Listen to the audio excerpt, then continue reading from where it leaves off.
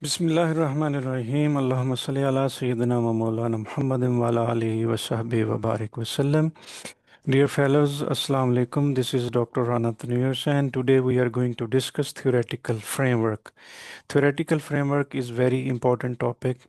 It basically paves the way and the direction of your research. Your whole research is basically based upon the a theoretical framework.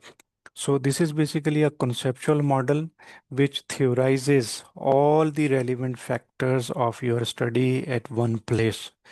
It basically explains the relationship between the variables, and it explains the linkage between the variables, and it explains the logical the justification or the theoretical backup of the relationship between the variables. So this basically framework is very important, because after this framework you are going to develop your hypothesis. So it will become very easy if you have frame out and chalk out your theoretical framework. For example, uh, theoretical framework, first of all, in first step explains the relevant variables. What are the DVs and IVs, dependent variable, independent variable, moderating, mediating, control variables. What are different kinds of variables? And afterwards, it explains the linkage between the variables. When you link DV with the IV, it basically becomes a model. This is the second step where you link your DV with the IV and other variables.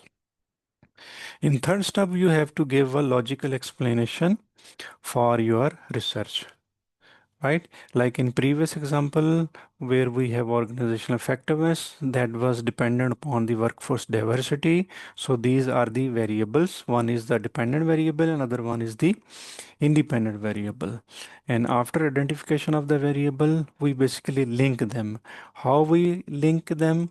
We basically link them in our previous slides. For example, here if you see, this is the a model where we have our dependent variable, then independent variable, and in between we have our mediating variable.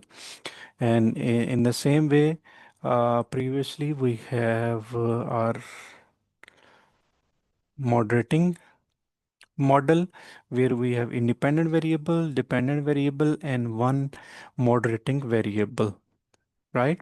So this whole diagrams is a schematic diagram which is called model. So to come up the model, first of all, we need to identify the variables, and after the identification of variables, we basically l- connect them, and when we connect them, it becomes a schematic diagram, it becomes a model, right? After uh, making this model, you have to explain it theoretically. You have to give a justification that what kinds of theories, who talks about such models, what are the logics and reasons because of which workforce diversity is having link with the organizational effectiveness. So when you explain three things, one is the identification of the variables, and after identification of variable, you link them, and after the linkage, you give a logical explanation in one or two paragraph, that becomes a theoretical framework. It is also sometimes refers, because these are concepts, so it is also called a conceptual framework. I hope you got the point of theoretical framework. Thank you so much for watching this video. Assalamu alaikum wa rahmatullahi.